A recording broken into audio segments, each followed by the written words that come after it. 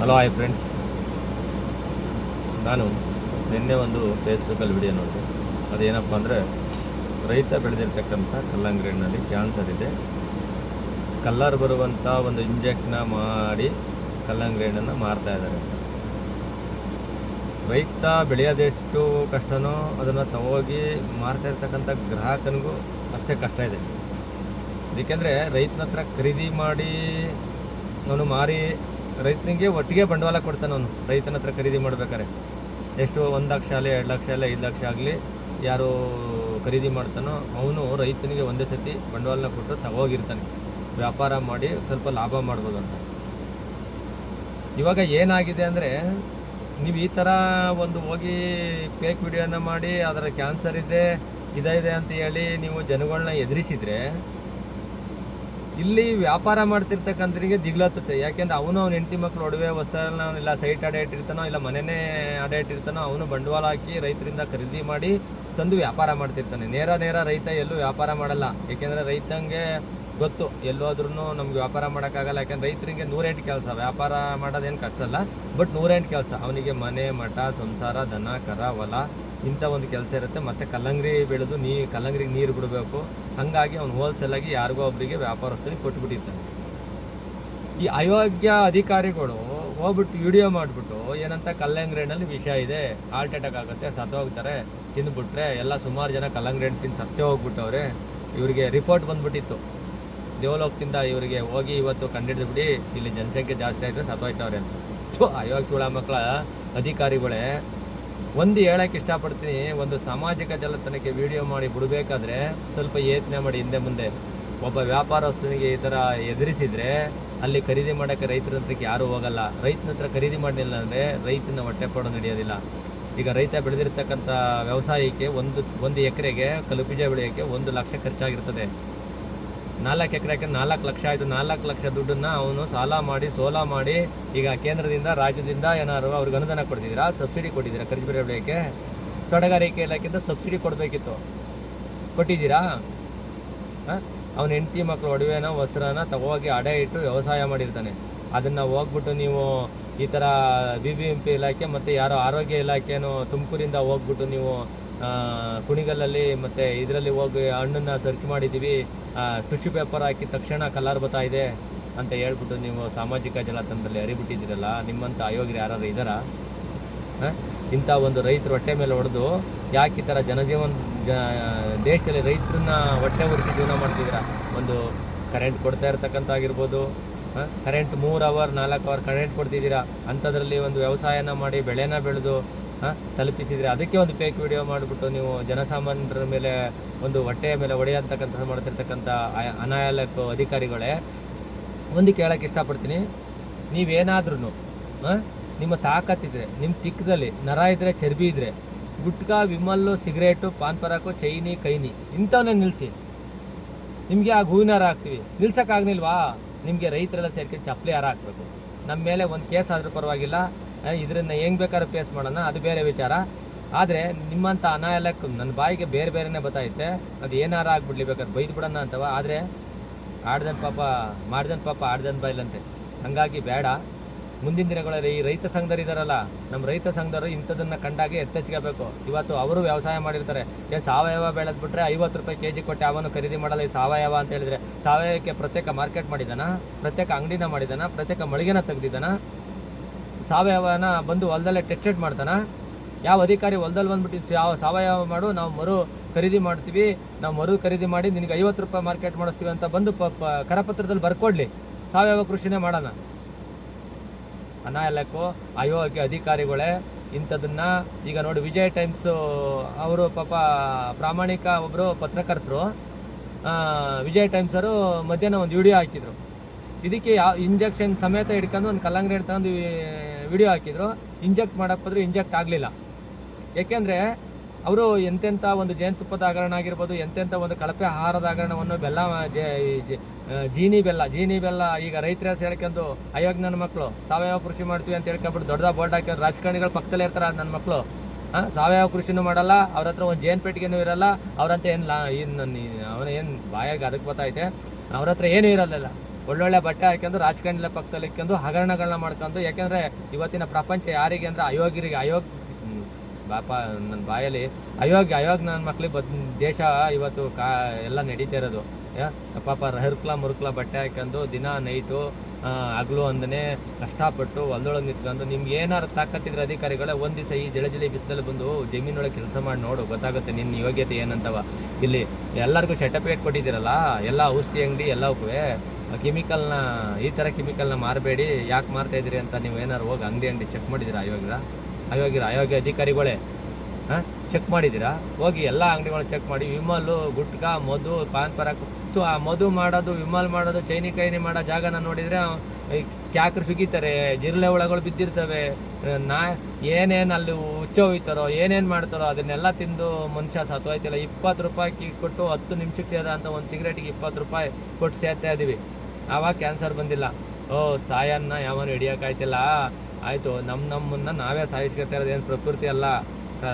ಒಳ್ಳೇದನ್ನ ಮಾಡಿದರೆ ಒಳ್ಳೇದೇ ಆಯ್ತಿತ್ತು, ಕೆಟ್ಟದ್ದು ಮಾಡ್ತಿದ್ದೀವಿ, ದೇಶಕ್ಕೆ ಕೆಟ್ಟದ್ದು ಆಯ್ತಾ ಇದೆ. ಹೌದು, ಹಂಗಂದ್ಬಿಟ್ಟು ನೀವು ಅಧಿಕಾರಿಗಳು ಹೋಗ್ಬಿಟ್ಟು ಇವತ್ತು ರೈತ ಸಾಲ ಮಾಡಿ ಬೆಳೆದಿರ್ತಕ್ಕಂಥ ಬೆಳೆನ ಕಳಪೆ, ಇದನ್ನು ತಿನ್ನಬೇಡಿ ಅಂತ ಹೇಳಿ ಇವತ್ತಿನ ಸಮ್ಮರಲ್ಲಿ ಜನಗಳ ಮೇಲೆ ಒಂದು ಭಯ ಹುಡ್ತಕ್ಕಂಥ ವಾತಾವರಣ ಮಾಡ್ತಿರ್ತಕ್ಕಂಥ ಅಯೋಗ್ಯ ಅಧಿಕಾರಿಗಳೇ, ನಿಮ್ಗೇನಾದರೂ ನೀವು ರೈತರ ಹೊಟ್ಟೆಲಿ ಹುಟ್ಟಿರ್ತಕ್ಕಂಥ ರೈತರ ಮಕ್ಕಳೇ ಆಗಿದ್ದರೆ ಈ ಥರ ವೀಡಿಯೋನ ಬಿಡ್ತಿದ್ದಿಲ್ಲ. ಆಯಿತು, ಅವನ ಮೇಲೆ ಕೇಸ್ ಹಾಕ್ತಾ, ಆಯಿತು, ಒಂದಿನ ಎಲ್ಲಿಂದ ಖರೀದಿ ಮಾಡಿದ್ಯಾ, ಅವನು ಎಲ್ಲಿಂದ ಬೀಜ ಖರೀದಿ ಮಾಡ್ದ, ಅದಕ್ಕೆ ಯಾವ ಔಷಧಿ ಕೊಟ್ಟೆ, ಯಾವ ಅಂಗಡಿಯಿಂದ ತಗೊಬಂದೆ, ಎಲ್ಲಿಂದ ಔಷಧಿ ತಗೊಂಡೆ, ಅವೆಲ್ಲ ನೀನು ಕೇಳಿದ್ಯಾ? ಹೋಗ ಅಂಗಡಿನ ಸೀಜ್ ಮಾಡ್ತೀಯಾ? ನೀವೇ ಕೊಟ್ಟಿರ್ತಕ್ಕಂಥ ಸರ್ಟಿಫಿಕೇಟ್ ವ್ಯಾಪಾರ ಮಾಡ್ತಿರ್ತಕ್ಕಂಥ ಎಲ್ಲ ಕಳಪೆಯನ್ನು ಇವತ್ತು ಬಾಂಬ್ ತಯಾರನೇ ಮಾಡಿಲ್ಲ ಅಂದರೆ ಬಾಂಬ್ ಯಾರು ಆಗ್ತಿದ್ದ? ಮದ್ದು ಗುಂಡುಗಳನ್ನ ತಯಾರು ಮಾಡ್ತಿದ್ದ ಅಂದರೆ ಶೂಟ್ ಯಾರು ಮಾಡ್ತಿದ್ದ?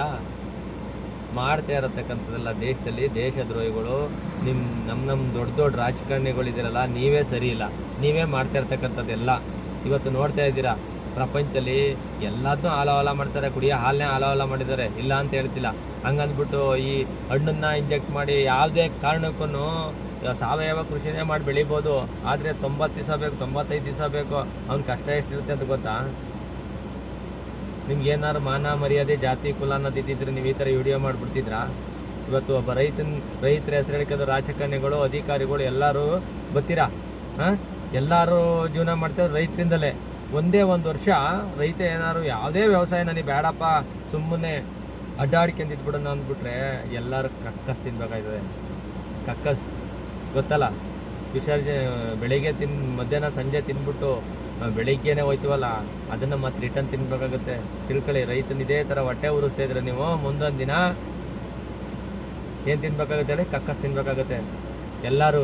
ಎಲ್ಲ ರಾಜಕಾರಣಿಗಳು, ಎಲ್ಲ ಅಧಿಕಾರಿಗಳು ಯಾವ ಕ್ಷೇತ್ರದಲ್ಲಿ ನೀವು ಲಂಚ ತಗೊಂಡು ಕೆಲಸ ಮಾಡ್ತೀಯಲ್ಲ, ಯಾವ ಇಲಾಖೆ ಲಂಚ ಇಲ್ದೇ ಕೆಲಸ ಮಾಡ್ತಿದ್ದೀರಿ?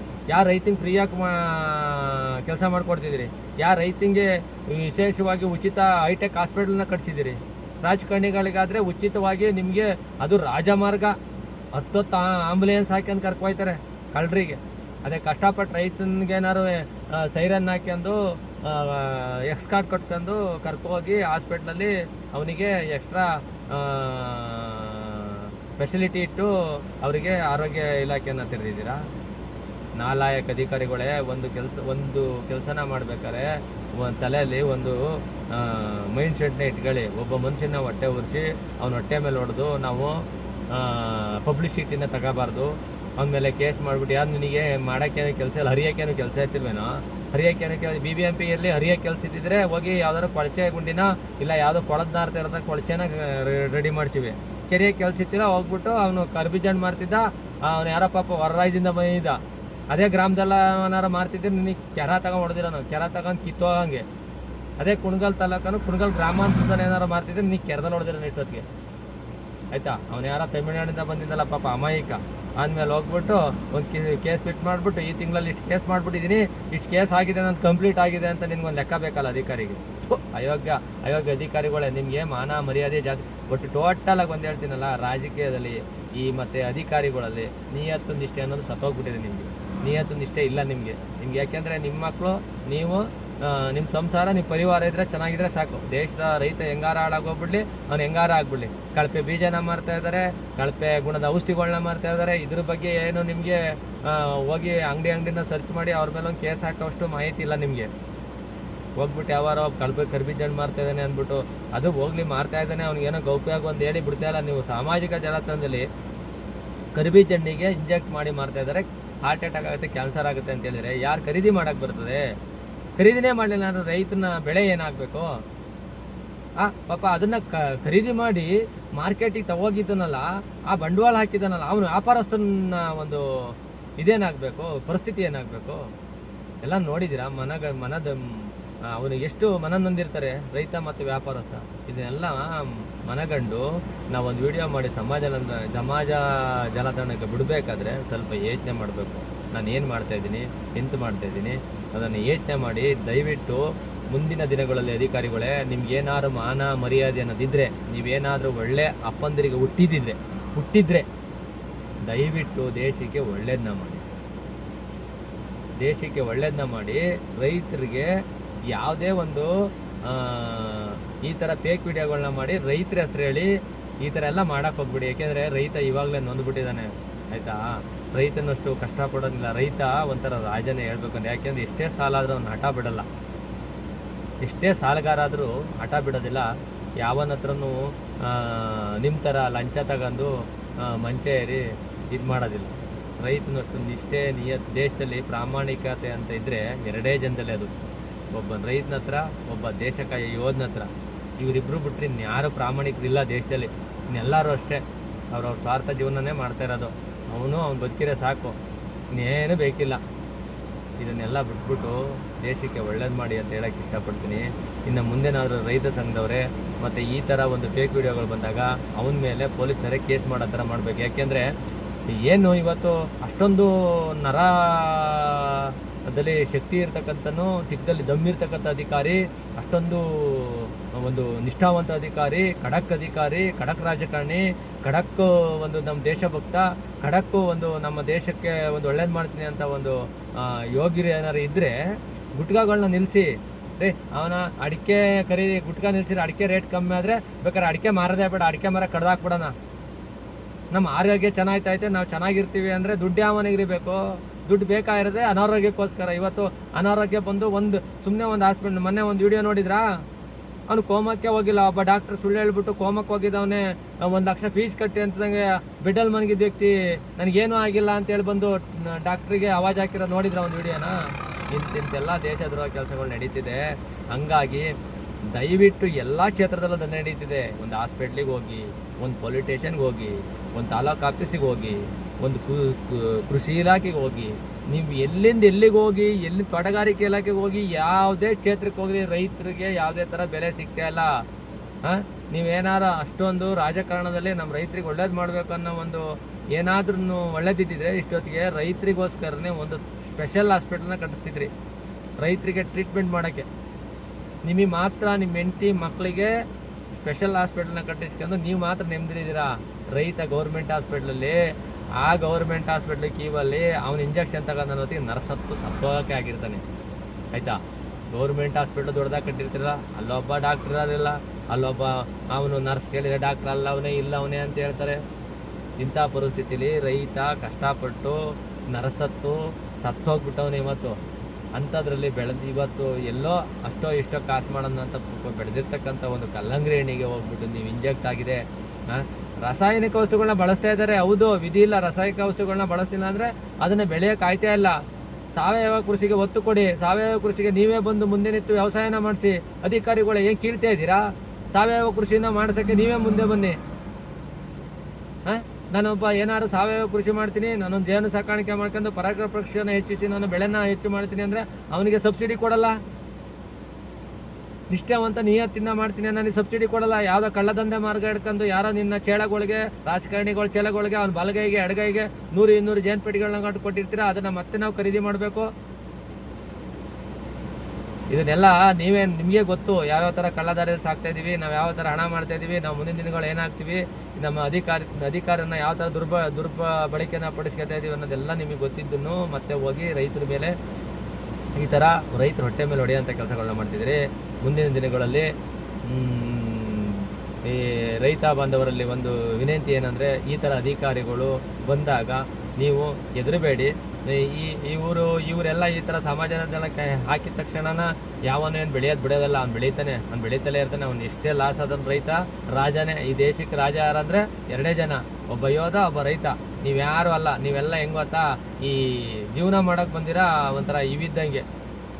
ನಾ ರೈತರ ಹೆಸರು ಹೇಳ್ಕೊಂಡು ಇವರೇ ಯಾರ ಹೆಸರು ಹೇಳ್ಕೊಂಡು ರೈತರ ಹೆಸರು ಹೇಳ್ಕೊಂಡೆ ಜೀವನ ಮಾಡೋಕ್ಕೆ ಬಂದಿರೋ ಒಂಥರ ಇವರಿದ್ದಂಗೆ. ನೀವು ಈ ಕುಂಡು ಹೋದ ಅನ್ನೋರು ಇರ್ತಾರಲ್ಲ, ಆ ಥರ ನೀವು ಇದಕ್ಕೋಸ್ಕರ ಬಂದಿರೋದು. ಯಾರು ರೈತರಿಗೆ ಸಪೋರ್ಟ್ ಮಾಡಿ ಇದು ಮಾಡ್ತಿಲ್ಲ. ಹಂಗಾಗಿ ನಮ್ಮ ರೈತ ಬಂಧವರಲ್ಲಿ ವಿನಂತಿ, ಆದಷ್ಟು ಒಂದು ಸ್ವಲ್ಪ ಕೃಷಿಯನ್ನು ಖುಷಿಯಾಗಿ ಮಾಡಿ. ಇಂಥ ಒಂದು ಫೇಕ್ ವಿಡಿಯೋಗಳಿಗೆ ಹೆದರಬೇಡಿ. ನೋಡಿದರೆ ವಿಜಯ ಟೈಮ್ಸ್ ಮಾಲೀಕರಾದಂಥ ಇವರು ಒಂದು ವಿಡಿಯೋ ಹಾಕಿದ್ದಾರೆ ಮಧ್ಯಾಹ್ನ, ಇದಕ್ಕೆ ಯಾವುದೇ ಇಂಜೆಕ್ಟ್ ಮಾಡೋಕ್ಕಾಗಲ್ಲ ಅಂತೇಳಿ. ಹಂಗಾಗಿ ಯಾರು ಧೈರ್ಯಗೆಡಬೇಡಿ.